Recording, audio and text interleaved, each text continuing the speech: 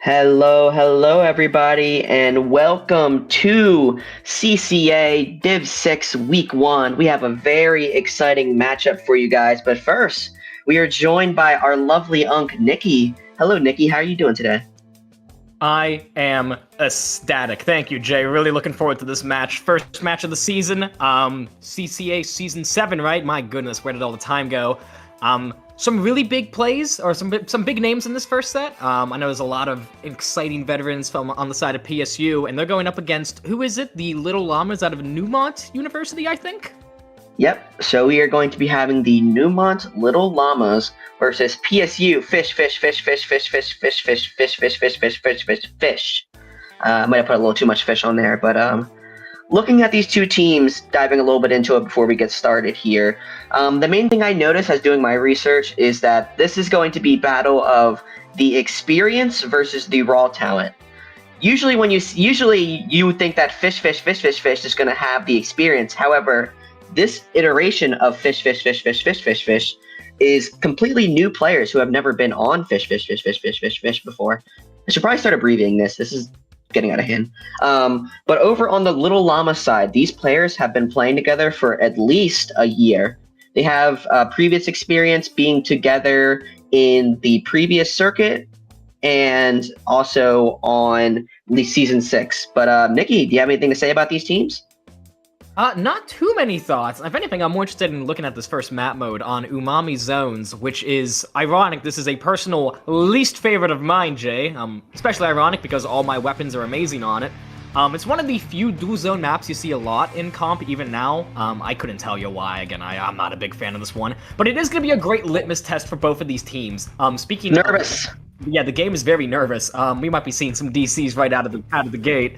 That's all right. I love being nervous. What do we got comp-wise? Oh, Hydra! And on the side of Fish, we have an Explo, Double Shot, and Tetra Dually. Some interesting stuff. I am really interested to see what Little Llamas are cooking with that comp, because they got a lot of wacky stuff. Yeah, I mean, you got a little bit of everything there with the decav and the forge. Very interested to see Soul on Explo. Unfortunately, Fish are going to be starting down 2 down with Little Llamas in the lead. Yeah, no, an early advantage for them, but it looks like they're playing this very patiently. They got that 2 down, but they didn't even flip the zone. Fish are going to be the first team with some points on the board, trying to get a bit of an advantage going there. Big slider coming from Wallace there, going to find one. Ooh. We are coming off of a semi-recent patch where Slider did get a fairly notable buff, so Slider is definitely not the pushover special it once was, and I find that even now teams are still underestimating it. In these lower divs especially, Slider could do a lot of damage, and I think we're already seeing a little bit of that from Wallace as he goes down alongside whoever that T-Tech is. So now we're going to see a Slider from the Dread. They're going to get themselves killed, but it's just a shot from the side of Fish. Now would be Neumont's chance to get in there and flip the zone, but if just the Hydra, they are so slow, they're not going to be able to get that flip. Yeah, I mean, the Hydra, unfortunately, is a very difficult weapon to move up with. Very good at just holding space, but not good at taking it. We're going to see Wallace coming in with the Slider. Note that Little Llamas has not taken off the penalty, but Narwhal here swimming in the ocean finds a pick, and it's just the Hydra left again. Yeah, no, if you're Fish, like, what you really want to be doing is that Hydra's all alone, dive him. You want to be able to get that Hydra out, like just did. Great pick from Cracked Form here. Now is the time to get in there and try to set up. Numbers are even, but without the defensive core, another one going down as well, this would be Fish's chance to get in there and set up for a lockout. We see Wallace trying to do that, but they're going to get themselves killed very quickly in true Tetra Dualies fashion. Looks like both teams are kind of falling back in the neutral. Cracked has Orb going on a tear, finding them all. Beautiful play, flipping the zone. There goes the last. That was the quad, and that's probably going to be game 1 decisively in Penn State's favor. Wow, Cracked Form going on a tear, gets an extra pick for the road, and Cracked Form puts the team on the back and gives Fish the first win of the set. I was counting your fishes there. That was indeed 7. Good job. Yeah, no, that was a beautiful little streak from Cracked Form there. Taking great advantage of that new Aura mechanic, just getting the momentum and just letting it roll and roll and roll until eventually the other team, they just couldn't handle him. He was in their walls, in their heads, maybe even... I'm not going to finish that sentence. Okay. He got a little excited. I did get excited. Listen, that was a great play. You know, I see great plays. My heart's a bumping, blood pressure's up a little bit. I gotta reel it in a little bit. That's why you're here, Jay. You are the vanilla to my chocolate. You know what I'm saying? You're that boring analysis to handle my flavorful spice.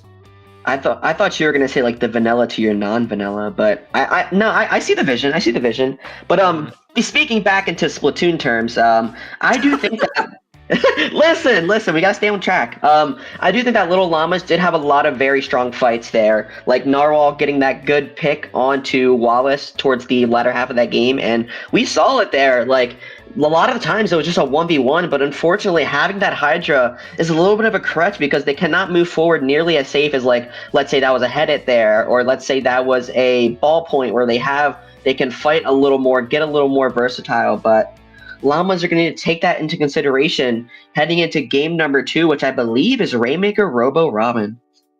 Man, this map list is really grinding my gears. This is another one I'm not a particularly big fan of. It's a very choke-heavy map. 2 ways to go, but almost every one of their grandmothers is going to push left up into the elbow area. Unless you're Ritza. Unless you're Ritza, apparently. That elbow area, it's a little bit dangerous, because once a team gets past that first checkpoint, it is all downhill, basically up until you're knocking on the doorstep of the final checkpoint. So similar to something like Scorch Rainmaker, points can really snowball out of control. Once the game is nervous. I imagine someone in this room has an old man Switch that is struggling to run, but we're going to get in regardless. I didn't notice any lag issues, and it looks like Little Llamas, despite that, crushing the Bamboo. They're confident in their comp. They're running the same thing again. Some interesting changes on the side of Fish, though. Seeing Nat pull out that 52 gal, and Soul going for the Tenacity End Zap. That is bold. Nice! And they're running that triple shooter, the PSU Classic. I do want to point out that Fish does have 5 people on their roster, while Little Llamas only have 4. So the only team that's going to be subbing today, if they would like to, is Fish. And that's going to be Ash there, potentially subbing in future. But to now, Little Llama's off to a pretty strong start, has control of mid. Now, Fish going to need to get back in with their shooters. You know, I noticed, I was going over all the comp changes, I somehow failed to notice probably the most wild comp change of them all. Wallace pulling out that Bamboozler. I know it's a personal favorite of his, but going from Tetris to Bamboo, it's quite the adjustment. Crack going for a big flank here, technically not finding any of them, getting the assist, finding another one. It is just the decav. They don't seem to have eyes on him. I saw him sharking on the wall, but they're going to opt just to go for the checkpoint instead. I think Crack's the Rainmaker there. And yeah, they left the decav unchecked for a bit too long. They're going to find 2, but getting that bubble up as well, that's going to slow down Fish significantly.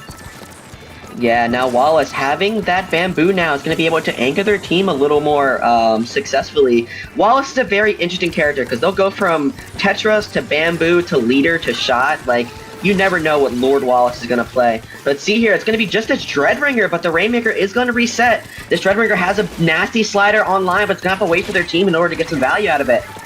Yeah, it seems like Nat was a bit afraid of the slider there, like, which I can understand. A slider unchecked coming out of nowhere, that could definitely be pretty dangerous. But even then, the 52 is just such a fast weapon. I almost felt like it was a bit of a blunder not just to rush down the Dreadringer, and they paid the price for it. Regardless, though, Penn State finding the momentum, taking out the Hydra. That is the anchor down. If there was any time to push up, now would be it. Finding another as well. Neumont is a little bit staggered. Finding another one. It's just the pro. Very weak there, as we get up from the health bars. That's the delayed wipe. The path is clear. They're rushing that Rainmaker forward. Points not really ticking down terribly quickly. Nat is being extremely patient, almost a little too patient, I think. Yeah, Nat just waiting for a wipe on a wipe as they're going to be waiting a little patiently. Here comes a slider out. Now it's their time to go. It's going to barely avoid it. I don't know what's going on.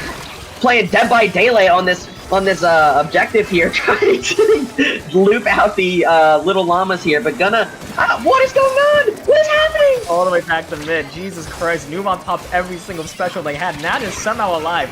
Not sure how much time they left on the Fish. It must have not been much. They're finally going to go down. Still gained a lot of points on the board, but honestly, that really should have been a knockout for Penn State, I think. They played that a bit too cautiously. Regardless, we have an actual game on our hands again. Yeah, now Little Llamas looks like Akumu here with the pro, trying to work together with their teammate Narwhal, but Crack gonna beam them, and now gonna try to make a play here on the right side. Crack once again popping Aura with a delicious double there. Might have even been a triple, I couldn't quite tell before the perspective change. It is just a Dreadringer kind of pinched between the enemy team and the Rainmaker there. Soul picking up the fish, still looking for some points. By now they have a very commanding lead. They don't really need to play this too aggressively. But I mean, Penn State, they've had a lot of offensive momentum, and they seem to understand, hey, like, we could play this very defensively, but if we do that, we're just setting ourselves up for a potential last-minute comeback. Instead, they're going to find the late wipe. So much very quickly, getting taken out by the sneaky suction bomb. Beautiful placement by Narwhal there. Yeah, now Narwhal trying to make a play by themselves. Unfortunately, they get picked off, and now Fish has the momentum again. Gonna be staggering Little Llamas 1-2. Booyah Bomb about to be online in a second, but the Zuka might pick them off. No, someone has a Rainmaker. Is that Fluffy again, or is that Nat? Yeah, it is. Yeah, Nat running the Rainmaker, doing their best to stay alive. Narwhal is really cooking up these suction bombs, finding two, and there's the wipeout that they needed. If Lil Llamas had any opportunity to try to get this game back in their favor, now would be it, but I actually think Fish was cooler there. 3 out of the 4 members were back very quickly. Regardless, though, this is really the first actual push it seems like Neumont's had all game, and if a minute left on the clock, they don't have a lot of time, but this definitely isn't, like, Fish is not comfortable quite yet. Rainmaker really is the mode where anything can happen, and like I said, on a map like this, where it was all downhill from the first checkpoint to the last, points can snowball out of control very quickly. Yeah, we're seeing this Hydra here has the Flow Aura working with their Dreadringer, but I haven't seen their Hydra pop Booyah Bomb, like, almost at all this entire game. Looks like they're really trying to hold on to it as, like, a last-ditch special. Gonna find one, keeping their flow going strong, but still holding on to this Booyah Bomb. Yeah, the Hydra's playing surprisingly forward. I was actually wondering how, like, Orva on Hydra, you don't really see that terribly often, but the Hydra's taking that forward position, using it to their advantage, and Fish seems to be struggling against it. I say that until Soul gets a nice flank on the Hydra. 10 seconds up on the clock, the last one's coming out of spawn. Looks like they're about to die. Soul popping Orva as well. That is very likely going to be a game in favor of Fish, despite them picking up the Rainmaker and running it back, which in the last few seconds of a game is a very dangerous play. They made it work regardless. I think they knew they kind of had that one on lock. And that is game 2 in favor of Penn State. Yeah, I mean, Fish just looked, I'm not going to say way more dominant, but just a little more dominant that game, having control for nearly the entire game until Little Llama's checkpoint push. I do think that Little Llama still has plenty of fight in them. I just think a small change might be best for him.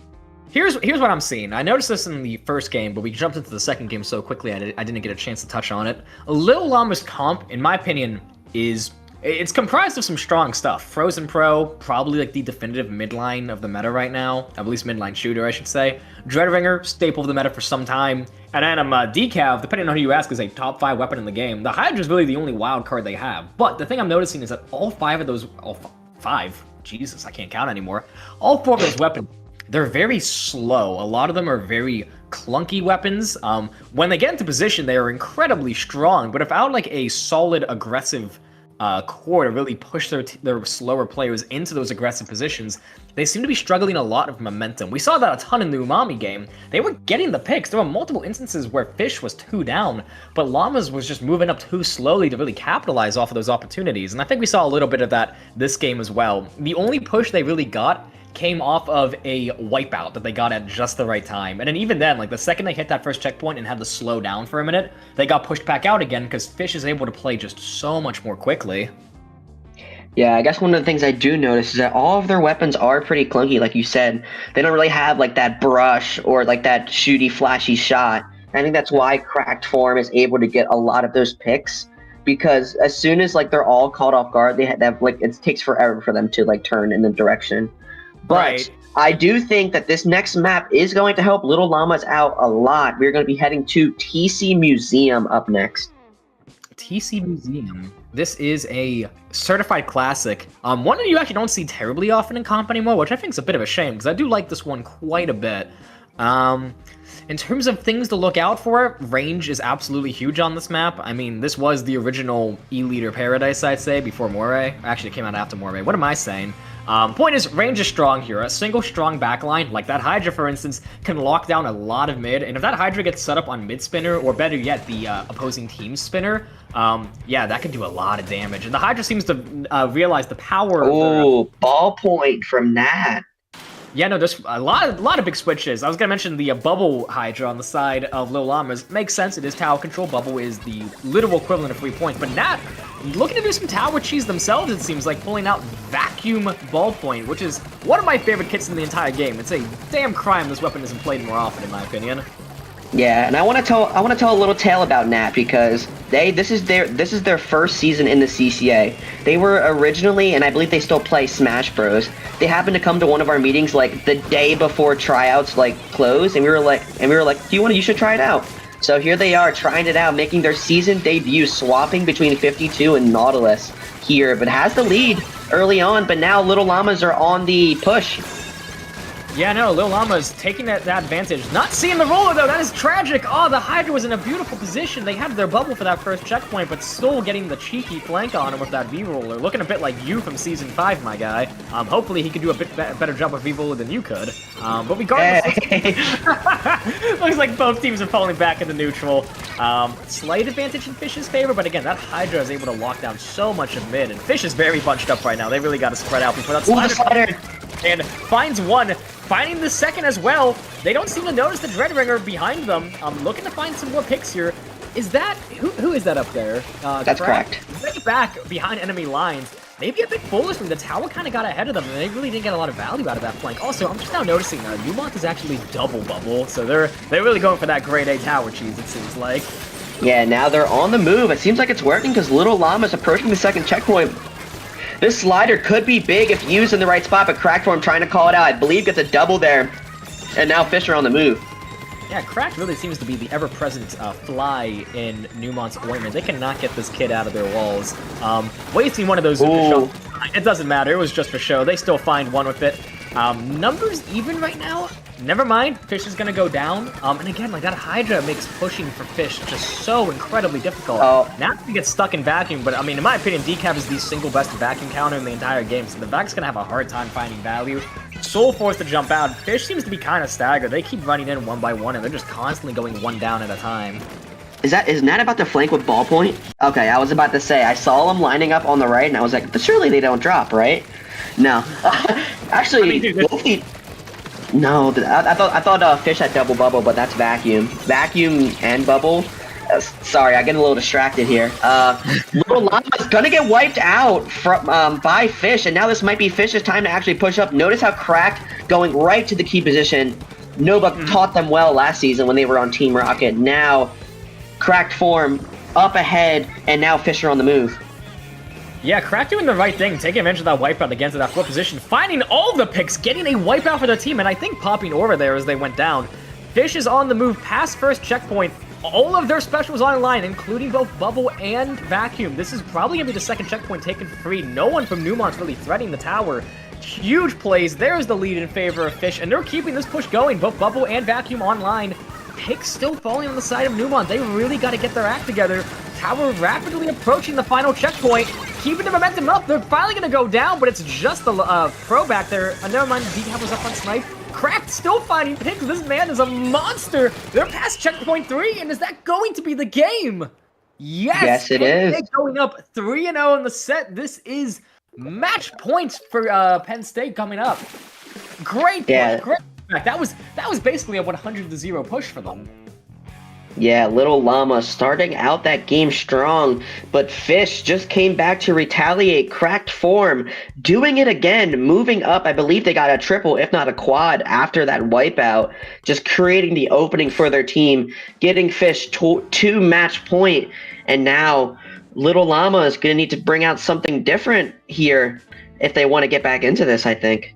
Yeah, tensions are definitely high for them. They've been sticking pretty hardcore to that slow, clunky comp of Pro, Dread, Hydra, and Decav. They're making a few adjustments kit-wise, but for the most part, they seem confident with it.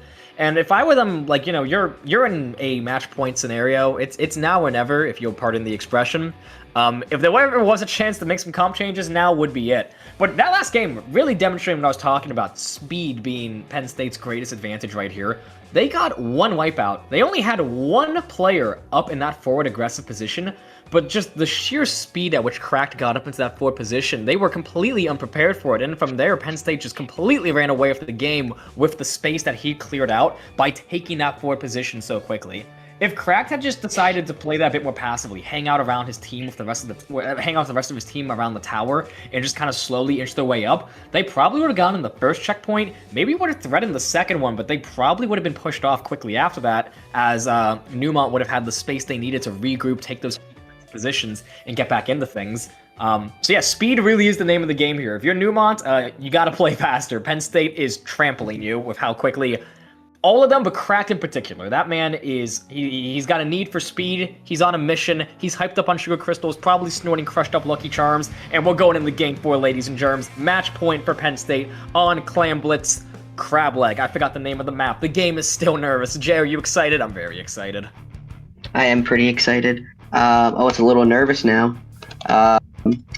I just received word that Cracked Form is actually playing on tabletop in a lecture right now. In a lecture? Yes.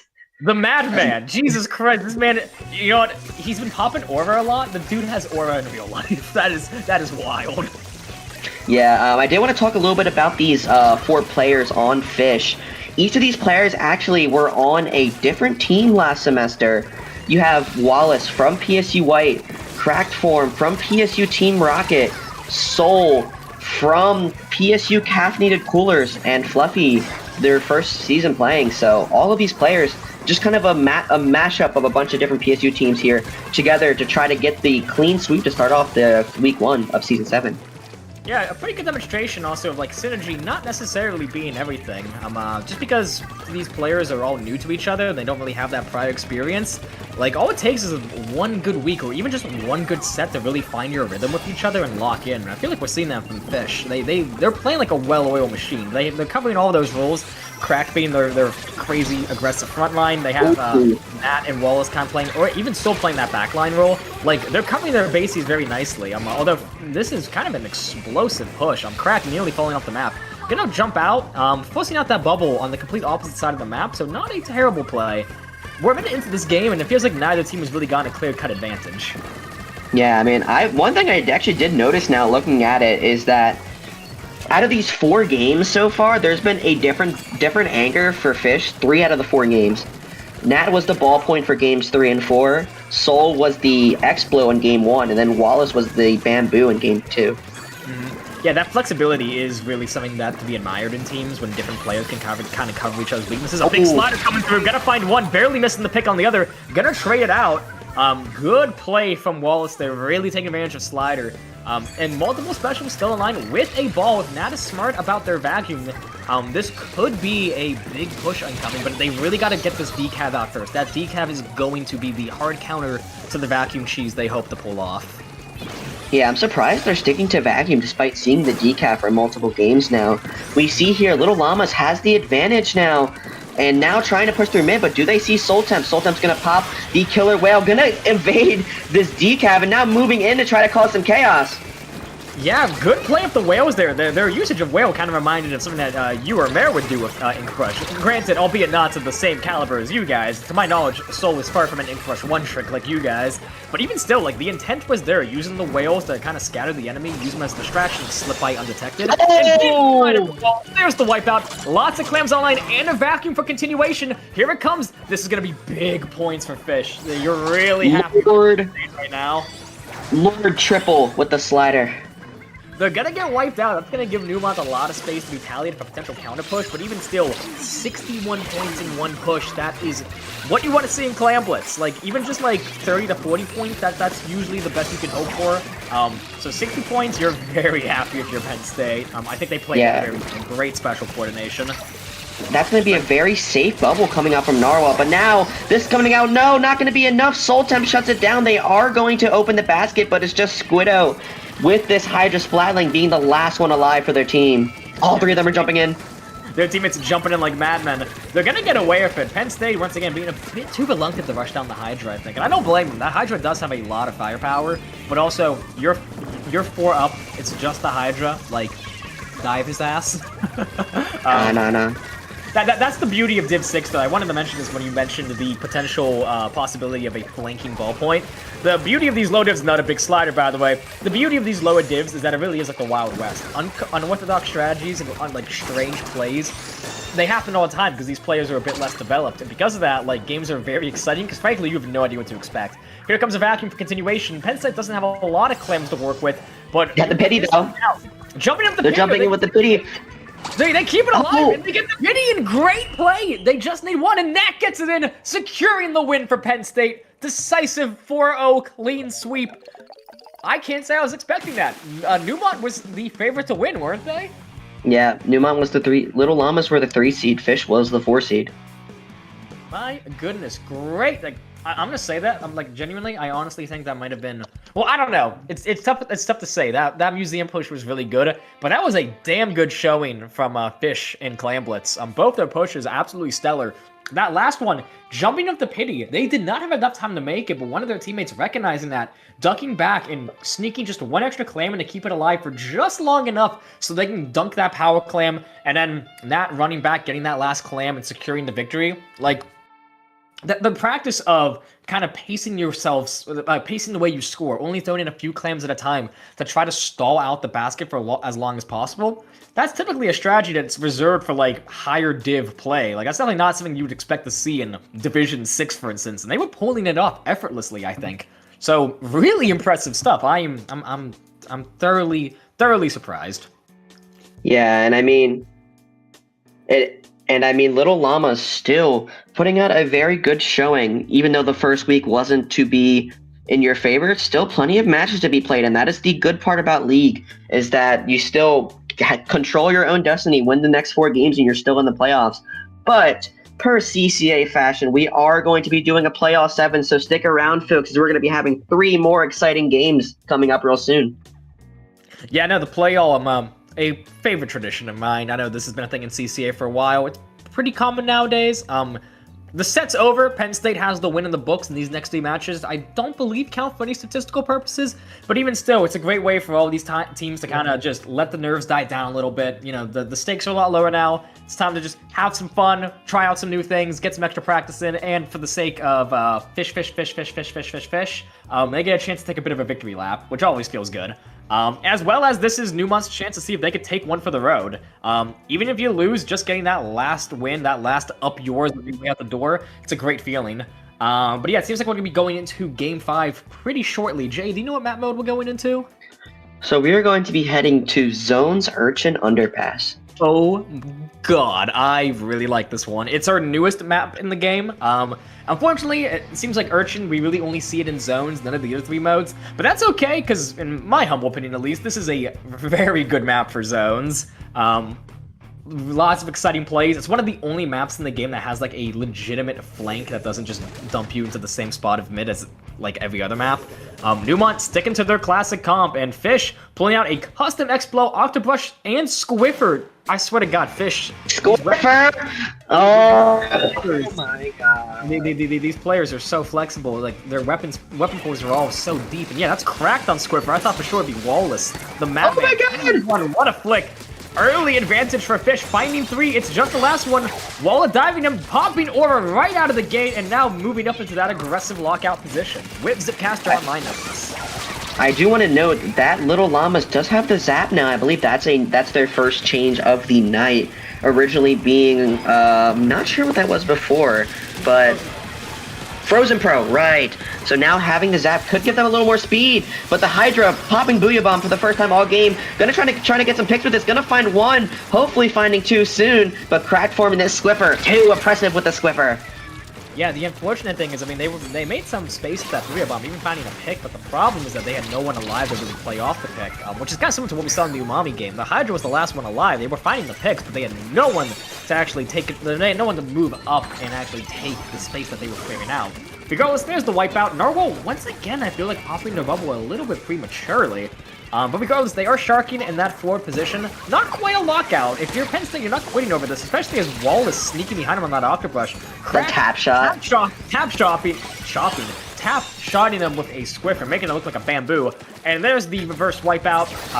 All specials online for Penn State, moving into that aggressive lockout position. This is going to be dangerous for Neumont. Yeah, bubble coming out now. Narwhal trying to get in there, trying to use that melee damage to their advantage. Gonna dive in, gonna find a trade with Nat, and now it's gonna be numbers still advantage for Fish. Yeah, no, I mean, like, Fish really keeping this momentum up. And they're doing it without Cooler, no less, which is impressive. Like, they're going down, but, I mean, the rest of Fish is doing such a good job of getting safe jump-ins for their team. We see Soul with that Explode, taking that top left position, exactly wants to be getting ran by the Reef Slider. That is beautiful, but unfortunately, they get themselves killed in the process. And no Slider online for Slider Cheese. That's probably going to be Game 5 in favor of Penn State. Yeah, I do want to give a special shout out there. Wallace doing a lot of work on that Octobrush. Originally playing Inkbrush / Octobrush a few seasons back, made a few small switches, but now looks like I don't even know what they're doing this season. We're gonna have to find out as we go along. But Fish, another dominant performance, gonna take this extra game, even though it does not count for the score. But still, Little Llamas, I like how they're getting a little bit experimental. It's gonna be interesting to see what they bring out in the next game. Yeah, no, I didn't even notice the zap at first because I've been so conditioned to expect roughly the same stuff for them each game. So it is nice to see them trying some new things. Seems like the cooler might have been it's like they're listening to the stream or something. That cooler definitely would help them play a lot faster. But it seems like even without the cooler, Penn State's able to just outpace them. One thing I did notice is that I think not a single player on Neumont ever tried to dropping right, taking that flank into zone and going for the back cap. Even if you don't get a strong hold out of it, it's still good to pull attention away from the main choke and back into zone, which will let the rest of your team trying to push through that main choke to get a little bit of breathing room, find some space, find a few picks, and try to get back in the zone.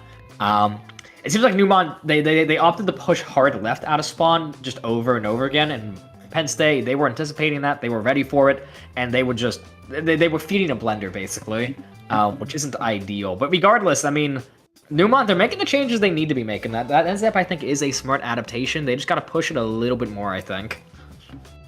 Yeah, and I mean, heading to a very familiar map mode combo up next in Rainmaker Scorch. I feel like this map has gotten some hate, not a little recently, but a little bit in the past, because people think it's very stall heavy, which it is, but I don't know. What do you think about Rainmaker Scorch?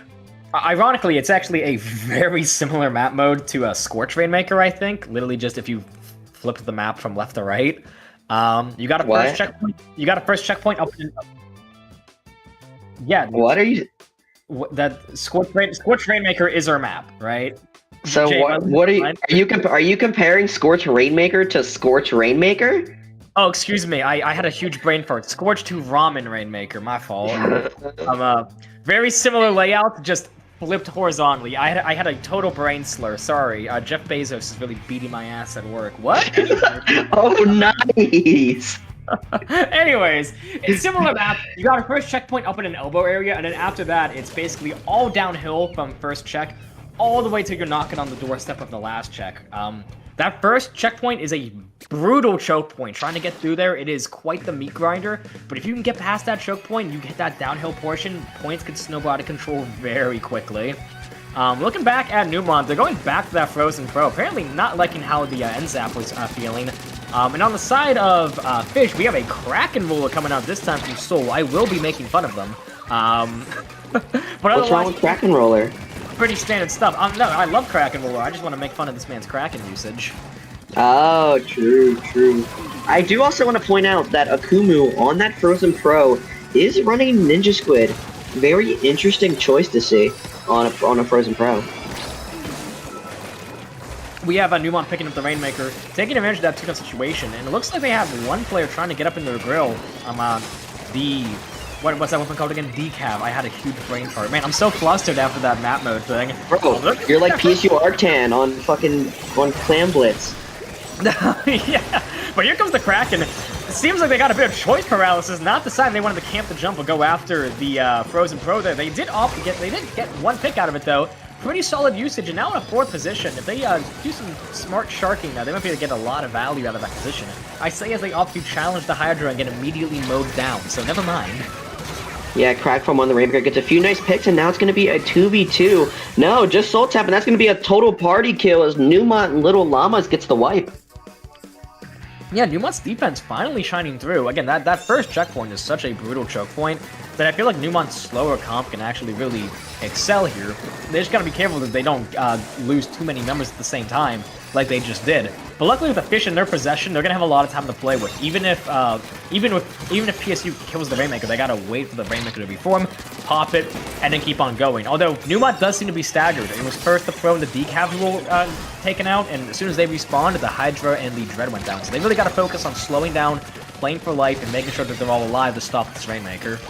Yeah, but they do have the strikes online. Gonna be interesting to see if they try to rush this Rainmaker with it. Electing to play a little more patient on their strikes. Gonna give little Llamas a chance to breathe. But now Lord Wallace moving in with the team. But these missiles are gonna do a pretty good job at stopping it. Now Soltem here trying to shark with his crack on roller. Not gonna find the pick, and now Akumu gets a nice double.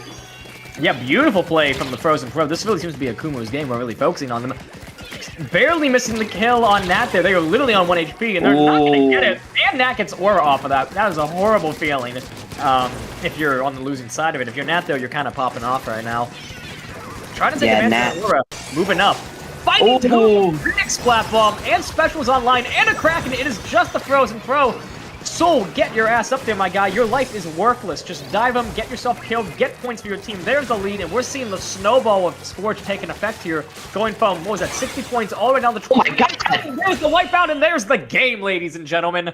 I think Nat just found a triple there at the end with 52. Just completely getting up in their faces. Taking 1, taking 2, taking 3. And Nat, the star of the show, Fish taking the 6th game. And they might even go for the full 7. I think I got my players confused. The T-Tech was cracked, wasn't it? The T-Tech was Nat, cracked was the Squiffer.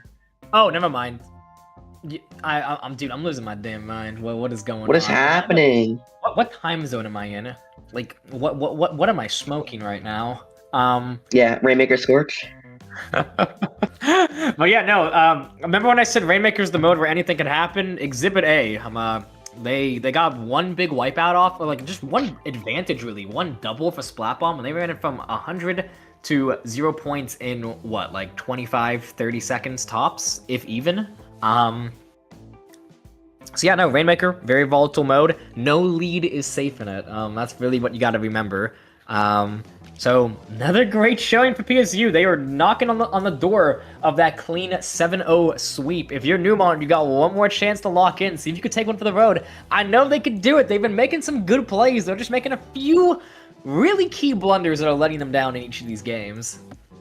Yeah, and now we are going to be heading to the final game of the set. Can you take a guess of what it might be on? Let's see here. It must be something tower control. Is it TC Mahi perchance? What? Bro, where are you, bro? TC Mahi? When's the last time you played TC Mahi in CCA? Like, in CCA? Never. What are they doing? That's not what we Turf War. Oh, they picked the wrong mode. I didn't even notice. These cats. What are they cooking? They're going double backline though, assuming this is the comp they want to run. Nat and Cracked going. That's Cracked on E-Leader. The man is truly out of this world. Donnie, you're out of your element. What are you doing, bro? But can you tell what map mode it is? Okay, so I'm pretty sure it's TC Stinkblot. This is the map mode of all time, truly. Bats. Yeah, I was gonna say if you could describe this map mode in one word for the lovelies at home, what would you say?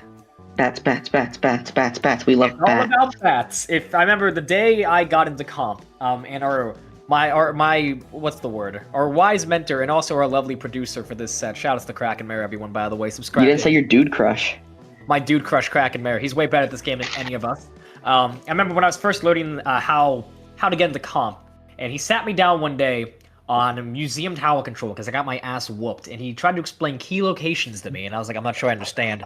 And he sat me down in recon on Inkblot tower control and said, you see this area? This is called bats. And this is a key location. If you have the key location, you just win. So take it. That's Inkblot in a nutshell. It is bats truly is the definitive key location. If you have bats, you are going to steamroll them. If you don't have bats, the second and third checkpoints are almost impossible to take. The entire game, 99% of the game, happens in that one small elevated position in the back left corner of the map. Like that is 99% of the game. Mid, the stacks, the enemy plat, the flanks, who cares? It is all about bats, and then some. I guess you could say grab it, because you gotta have it. You want to grab bats, because you gotta have bats. If you don't have bats, you are almost certainly going to lose. So hopefully they got the modes correct this time. We're going to be loading into the game very shortly now. Oh god, it's fucking my throat, forgive me. Yeah. What are the Go ahead. What are the odds that one of them plays leader? You think they're going to stick it? That's what I was going to say. I'm wondering if they're going to stick to that wacky double backline comp. I mean, this is Game 7. Like, Fish, frankly, I mean, they're up 6-0 in the set, effectively. Like, to say they're feeling themselves would be an understatement. Like, they are inside of themselves, pretty much. No, they are going to make some adjustments. They're Lord Stamper. And yeah, we got Stamper on the Stamper. We have Wallace on the white Stamper, which for some reason makes me think of No Concrete. No Concrete! There we go. It was only a matter of time. Losing the sword duel to Narwhal. Wallace, you're banned from playing Stamper, my guy. And now this Decap's in a really dangerous spot. Crack continuing to impress with the Squiffer, though. I say as they get blown up at point-blank range like a... Like a what? As we see here, Fluffy Nat trying to play frontline ballpoint. Unfortunately, is going to get picked off. And now Squiddo trying to find this pick on Lord Concrete. And unfortunately going to get picked off. And now picks trading left and right. Narwhal trying to move in. Yeah, in a really dangerous position up on the opposing stack. If their team wanted to take tower, now would be a great time. Although I suppose they are numbers down. And with that ballpoint being such an ever-present thorn in their side, that really is the defensive anchor. They're going to have to make sure it's dead before they try pushing the tower. And we kind of just saw the reverse of that. If Penn State wants to take the tower, that Hydra has to be the first to go, because otherwise they're going to have free reign over it. I'm also noticing that Neumont is going back to the bubble Hydra, which means yet again they are a double bubble. So we're going to have to see how hopefully it works out a little bit better for them this time. Yeah, now Nat with the vacuum's not going to be able to suck up those missiles not in time. Watch out, he's got AirPods in. No! They're going to go 2 down, and Little Llamas has the numbers advantage, but no way to push that bubble. Yeah, a bit of a stally game. It's just Akumu here on the Frozen Pro trying to shark out the tower. This looks to be Penn State's chance to get past that first checkpoint. If I was Penn State, I would be getting one up in the bats already, honestly. The enemy team is all bunched up on the plat. Get them the bats, get behind them, and just dive them from behind. But no, they don't even... big double from Narwhal here. Another one forced to jump out. It is just the... I don't even know who's still in... like out of spawn right now. It seems like they were coming out of spawn. So that's basically a delayed wipe. And a very nice bubble in a forward position, threatening the edges of bats. Narwhal really needs to get up there. Seems like they heard me through the screen. They're getting in there, trying to find some picks. Gonna find in a really dangerous position. The members of Narwhal! It is just the ballpoint stuck in that far back position, stuck in vacuum, but the decaf says, fuck your vacuum. I can just hit through it because I'm the best weapon in the game. They are steamrolling past that second checkpoint, and ladies and gentlemen, this is TC Inkblot in a nutshell. They took bats, and they are running away with this game. Yeah, now Narwhal trying to move up into their spawn. Unfortunately, is going to get picked off, and now this is Fish's time to try to get back in it. Crackform, do something with the Squiffer. Wait, no, that weapon stinks. How is he alive? What is happening? Bro, how did they get there? My goodness. I told him, so PSU Splatoon, we have our meetings every Wednesday. I specifically told Crackform if he was going to play Squiffer, I was going to dog on him every single play he makes, so that's why. You just been pretty well with it for the most part. I don't know. I mean, that was stupid, but I mean, you know, it did something, and now Nat's kind of carrying the team with vacuum. Putting it on flat, but once again, the decab is really just the ever-present thorn in Nat's side. Every time they pop vacuum, the decab's like, it's free real estate. Let me get in there and just, like, ching it up. And they're getting a lot of value out of that. Yeah, Wallace finds a nice pick with the Zipcaster. Unfortunately, it's likely to be punished by their recall, but no, stays alive somehow. And then now might get beamed by this Hydra. I'm sorry, did you just say beamed? Crackform trying to find a pick here with the Squiffer. Not going to find it. Has the bubble online. Gonna elect to pop it, but looks like they're not going to get too much value as it is behind the tower. Yeah, I feel like Squiffer, I mean, I'm no Squiffer main, but it seems like the range of this weapon really isn't doing Crack any favors. Like, being up on the stack of the bubble, a beautiful position for any charge, but the Squiffer just doesn't have the range to take advantage of it. But even still, this looks to be a pretty big point for Penn State. Nat going frontline at ballpoint, finding one, but with no one in bats, the push is kind of petering out. I say as the vacuum comes out, get the decab out, and this could be big points, but no one cares about the decab. Points still taken down there. They are threatening that lead. Decaf still looming large, and there's the wipeout and the aura for Narwhal. Ooh, yeah, Narwhal. They got nervous. They were feeling the balls of that lead, if you know what I mean. Oh yeah, I do know what you mean there. And Narwhal is their main aggressor, finally starting to let it shine here. 30 seconds left to go into the game. Narwhal just contesting this ballpoint here from far right, and now with 20 seconds left to go, Fish are going to need a miracle to get back into this one. Yeah, no, the ball is very much in Penn State's court here. Them going 2 down, less than 15 seconds, and up the tower being pushed deeper into their territory. If you're Neumont, it might seem kind of, like, unnecessary to keep pushing the tower here, but even just having the tower deep into enemy territory, it means Concrete! there's not much more of a buffer to go through. Go Concrete! Right in the point. Go Concrete! But jumping in, finding some big Concrete! Doing bomb, they gotta get on tower ASAP! What are you guys doing? Get on there! Okay. They're keeping it alive, hanging on by a thread. Big picks. The vacuum is going to be online, but again, Narwhal is really. Uh-oh. There they go again. Why does vacuum even exist when decaf exists? And Neumont successfully taking one for the road. Good stuff, guys. Yeah, Neumont there with a strong showing. Narwhal just taking over that game, getting the main push going all the way into their spawn. And Neumont Little Llamas going to be going off of a win for the last game of the set. Even though it doesn't matter, it's still got to feel good. Yeah, and like any win as a morale boost, like that's all you need. You couldn't win the what's the best way to describe it actually? Like you couldn't quite close out the victory, but like you show them, hey, like we could have, like we put up a good fight. We got that one for the road. That last up yours on our way out the door.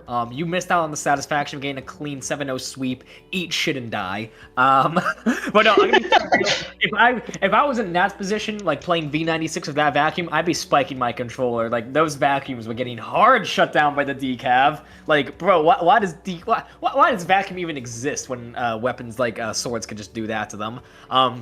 In all honesty, I feel like the rest of Penn State could have been a bit wiser about trying to keep Nat safe from the decav. There were a lot of times where she popped vacuum, and the decav was a fair ways away. The decav is clearly going to bum rush them because, you know, that's what a decav does when they see a bubble.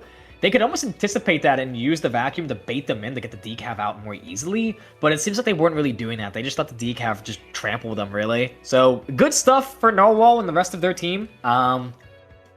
Yeah, no, just a great last game to close out this set. Jay, do you have anything else to add? Yeah. Fish taking their first set in a strong fashion. Next week is going to be playing Splat Syndicate out of University at Albany. That's going to be the 6th seed of this group. Meanwhile, Neumont Little Llama is going to be taking a trip all the way to Kutztown University, playing some familiar Kutztown people from Pennsylvania, the 2 seed of the group. So Little Llama is going to be playing the higher seed, going to have a little bit of a tree to climb if they want to find a win in the next week, while Fish is going to be playing the 6th seed, but never let your guard down. Anything can happen in the CCA. Again, in these lower divs, it really is the Wild West. Anything can happen. Seeding's a lot more muddy down here. A lot of these players are unknown. They don't have results, but just because you're unknown, just because you're a new name, doesn't mean you're not a force to be reckoned with. So look forward to it. Speaking of things to look forward to, after all, we are endorsing Penn State Splatoon, and Jay, I believe this is far from the only Penn State Splatoon match that we plan to produce, is it not? As of right now, we are going to be streaming one other match later this weekend. I believe it is going to be PSU Blue Nouveau, as they like to call themselves, playing Sunday at, I want to say 4 p.m. Yes, 4 p.m. because it's right after I get done work. So we are going to be having a stream for that. Hopefully getting PSU Nebula on stream Saturday at 11, but we don't have the people for that yet. Stay tuned for that. But other than that, we can take a quick peek at these stats if we'd like. That could be fun. Yeah, no, I mean, I would, yeah, cracked, unsurprisingly popping off that game.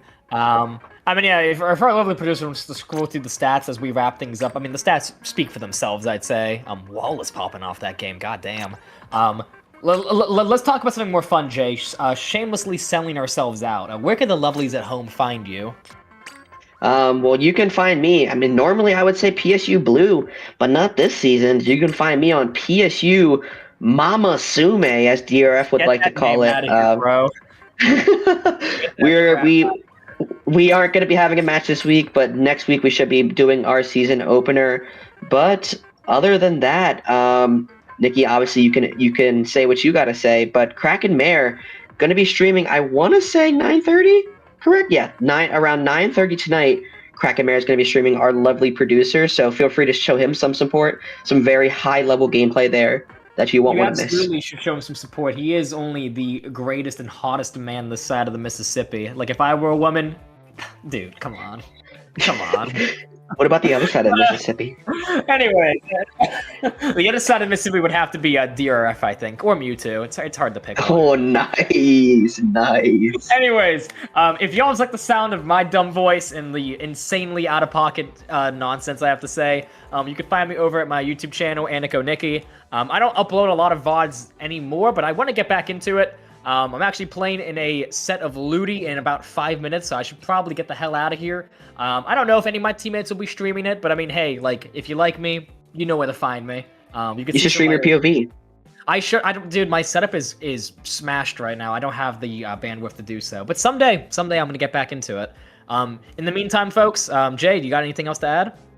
No, I think that's pretty much it. I'd like to thank you all for being here, showing support to both of these amazing teams. PSU Fish, Little Llamas from Neumont. Both of these teams looking good. Hopefully keeping up their strengths for the rest of the season. But other than that, thank you guys so much for being here, and cheer on these PSU teams over the weekend. Yippee!